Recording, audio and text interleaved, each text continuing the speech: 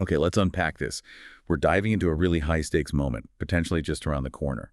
It's this possible meeting, August 15th, 2025, up in Alaska, between Donald Trump and Vladimir Putin. And the topic, a so-called peace plan for the war in Ukraine. Now, you've given us a stack of, well, incredibly diverse sources articles, some cutting-edge research, and even these fascinating conversations with advanced AI models like ChatGPT, DeepSeek, and Grok. Our mission today is really to cut through all that noise and pull out the most important nuggets of knowledge for you. Yeah, and what's really fascinating here, I think, is how this potential meeting, it isn't just about diplomacy, on the surface. It's actually a deep dive into layers of geopolitics, strategic calculations, and even game theory. So we're here to help you understand the core proposals, the critical skepticism surrounding them, the complex motivations of all the key players involved, and crucially, what the real risks and implications are for global stability. So when you first hear about this kind of peace talk, what stands out to you? Well, first off, let's just get clear on what this peace plan might actually involve.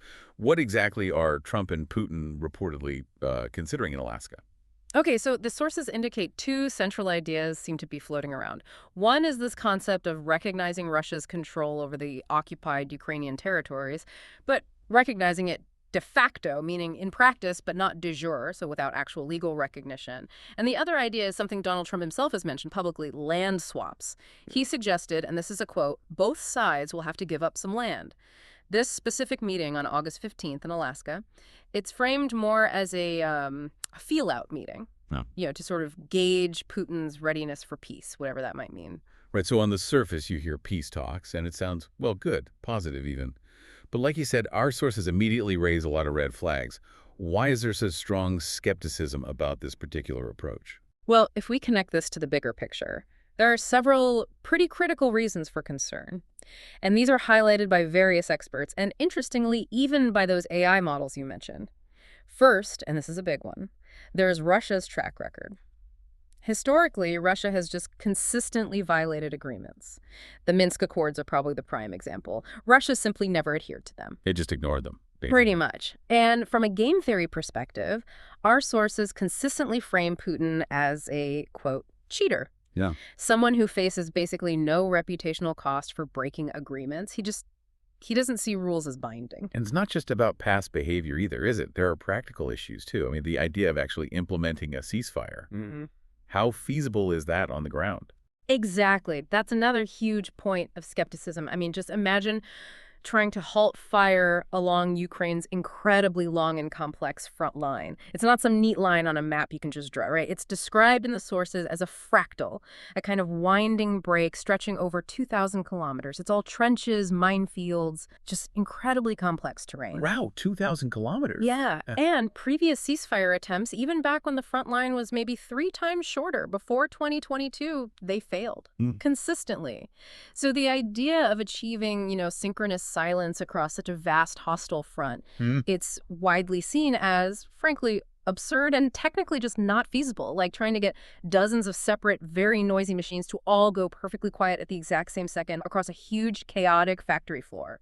That really paints a picture of the challenge. Yeah. Okay, and you mentioned game theory earlier. How does that asymmetry, that difference in approach, play into the skepticism about Trump negotiating with Putin? Right. This raises a really important question, doesn't it? Can a self-proclaimed deal maker like Trump negotiate effectively with someone consistently described as a cheater like Putin? Trump's approach, very transactional, like a real estate deal. It assumes a level of mutual goodwill, or at least adherence to the final deal. But the sources argue that this simply doesn't exist with Putin. Because Putin operates differently. Completely differently. Putin operates with almost instantaneous centralized decision-making. He decides, it happens. Whereas Trump, or any U.S. president really, is constrained by Congress, by internal U.S. politics, by allies. Reactions and decisions can take months, not hours. So there's a speed mismatch. Exactly. It creates a clear first-mover advantage for Russia. Any deal struck under those conditions would almost inherently favor them. The argument you see in the sources is basically that Trump, in that scenario, just doesn't have the tools or the leverage to counter Russian aggression effectively in that kind of negotiation. Okay, this gets really interesting now, because it's clearly not just about the plan itself. It's fundamentally about who's at the table and what truly drives them, their motivations. Let's try and map out these key players and their core motivations based on the sources. Absolutely. Understanding their why is just crucial if you're doing any kind of scenario planning. So, starting with Vladimir Putin and what the sources call the Russian core, their primary motivation seems pretty clear. Hold on to and, if possible, legalize their war gains, even if it's only de facto, like we discussed. In practice, they also want to gain time for rearmament, time for maybe the next cycle of aggression, and importantly, to demonstrate to their own society that Russia essentially defeated the West. And secondary goals. Secondary motivations seem to include splitting NATO and the EU, proving Western weakness, and fundamentally establishing the precedent that borders can be changed by force. Putin's style, as described, is that of a swindler or cheater, someone unafraid of reputational loss. He acts with rapid, centralized, and often impulsive decisions. Some sources even characterize him as a bandit or leading a terrorist group. Strong language. Okay. And then on the other side of that table, potentially, Donald Trump and the U.S. Médier leadership. Yeah. What's seen as driving them in this situation? Well, the primary motivation, according to the sources we looked at, seems to be a pre-election trophy. The ability to sell to American voters the idea that, quote, I stopped the war, others couldn't. He wants to project that image of the world deal-making master. It makes sense politically. Any other potential drivers mentioned? Yeah. Secondary motivations are hinted at, possibly potential economic interests, maybe tied to Russian projects like Rosatom, though that's more speculative in the sources. Geopolitically, there's a theory his strategy might involve focusing more on China by sort of unburdening the Russian front, taking that issue off the table. And his approach to negotiation is consistently framed like that of a real estate dealer. You make a deal, both parties walk away, maybe not happy, but alive. Right. Now, what about Ukraine? The country directly impacted by all this. What are their fundamental motivations when faced with a peace proposal shaped like this? For Ukraine, both the state and its people, the motivation is absolutely primary. Territorial integrity and national survival. It's truly an existential goal for them. It's about preventing genocide, preventing the destruction of their identity. Ukraine is consistently portrayed as a fighter that's reached a point where compromise feels worse than death. They feel they have no other option. The sources really emphasize that the Ukrainian people will continue fighting, regardless of U.S. support levels. They feel they simply have no choice but to fight. And this is powerfully, chillingly underscored by examples like that of Victoria Rashina, the journalist whose body was reportedly returned with her brain and eyes removed. It highlights the brutal reality they associate with Russian occupation. That's incredibly grim. Yeah. Okay, moving wider then. The European Union and NATO, the core group, excluding the U.S. for this specific discussion, how are they positioning themselves? What are their main concerns? For the EU and the NATO core, the primary motivation is really about preserving the existing security architecture in Europe, preventing the export of Russian aggression further into EU territory. That's paramount. They also, of course, want to maintain political unity within the EU and NATO and maintain their defense credibility. And other factors. Economic, perhaps. Yes, secondary motivations definitely include reducing economic risks, managing potential refugee crises that stem from the conflict. But it's important to remember they're often described as a fragmented player. Decision-making is slow, requires consensus among member states, and there are internal divisions, right, between the hardline blocs, think Baltics, Poland, Scandinavia, and the dialogue seekers, like perhaps Germany, France, or Hungary at times. This makes sense. Finally, let's bring in China. A crucial global player, but often operating with its own distinct interests. What are they looking to achieve or avoid in this whole geopolitical chess game? China's primary motivation, according to these analyses, is maintaining global economic stability. That's absolutely crucial for its own development. It sees Russia as, well, a useful source of raw materials and perhaps a strategic counterweight to the U.S., but not at the cost of risking its vital economic ties with Western markets. That's a key balance for them. So they're walking a fine line. A very fine line. Secondary motivations include preventing uncontrolled escalation of the war, anything that could threaten its big strategic initiatives like the Belt and Road Project. China generally acts as a pragmatist. The sources suggest it's ready to change its stance if a partner, like Russia, becomes more of a liability, a ballast, than an asset. It's described, interestingly, in one source as a more civilized imperialist. Its expansionism is primarily economic, not based on military adventurism like Russia's. Okay, so we've got the plan, the skepticism, the players, their drivers, putting it all together. What does this actually mean for the world if this plan or something resembling it actually goes forward? What are the really profound risks we should be aware of? Yeah, this really raises that fundamental question. What's the long-term cost of achieving some kind of short-term peace? And the risks outlined are pretty severe. First, there's the huge moral and legal damage. It would effectively reward aggression in practice. It would seriously erode the Stimson Doctrine, the principle of not recognizing territories taken by force. The message sent to the world would be quite stark. Borders can be changed by force if you're just strong enough to hold on to the land de facto. And historical parallels are drawn. Yes, forcefully. Gabrielius Landsbergis, the Lithuanian foreign minister, is quoted critiquing this sharply. He compares it to a shameful plan to betray Ukraine, drawing parallels to the historical de facto occupation of the Baltic states by Stalin under the Soviet Union. He emphasizes that for them, de facto occupation wasn't just some reality of life, it was a fact of death, decades of deportation, murder, and terror. That's a really powerful and chilling historical perspective. Beyond the moral cost, what about actual security? Does a peace plan like this, a frozen conflict essentially, actually make anyone safer in the long run? Well, the consensus in the sources is pretty clear. No, a frozen conflict without real, robust guarantees is seen as just a pause for the next war.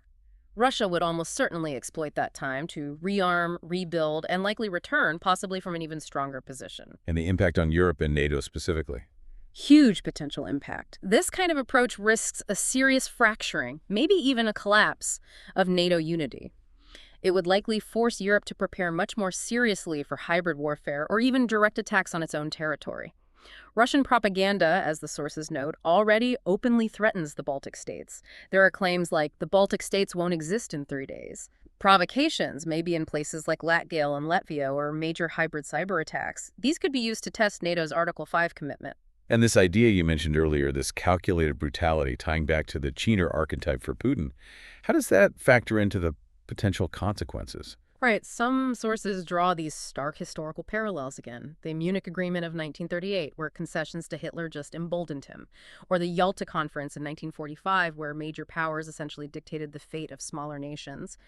There's a significant ethical concern here, obviously, about negotiating with Putin at all, given he's sought by the International Criminal Court for war crimes. And the sources sort of ponder this. Is Trump hoping to somehow surpass Putin in brutality through deal-making? Or is his understanding, his mind, as one source puts it, perhaps too short to fully grasp the truly existential nature of the fight for the Ukrainian people? Wow. It really does sound like a potentially grim picture based on this analysis. Is there any way for a peace discussion, even framed like this, to not be a complete disaster? Or are we essentially just watching a potential train wreck unfold? What could possibly make a pose less catastrophic? It's a fair question.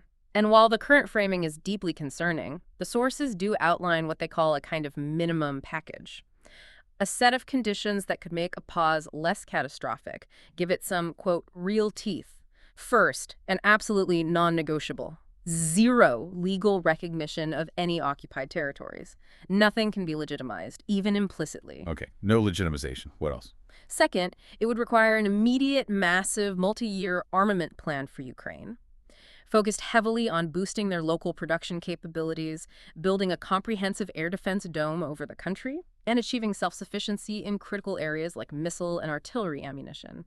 They need to be able to defend themselves long-term. That sounds substantial. What else is in this minimum package? Third, automatic snapback sanctions, meaning if Russia escalates at all, severe sanctions immediately kick back in, including secondary sanctions on those helping Russia. Fourth, you'd need a truly international mission or observation force, not just observers, but one with real power deployed in a properly demilitarized zone. Fifth, a clear, unambiguous path to NATO membership for the remaining part of Ukraine to provide a genuine long-term security guarantee and deterrence. And finally, any economic consideration? Yes, finally, arrangements for war reparations from Russia and also export rules designed specifically not to degrade Ukraine's economy further. They need to be able to rebuild. Without this kind of comprehensive framework, the sources conclude, any agreement is just empty paper with heavy moral price. So it's a very high bar for making even a pause somewhat acceptable. Extremely high. And ultimately, one powerful factor remains: the unwavering resistance of the Ukrainian people themselves. The sources stress they will fight regardless. That's a potent force.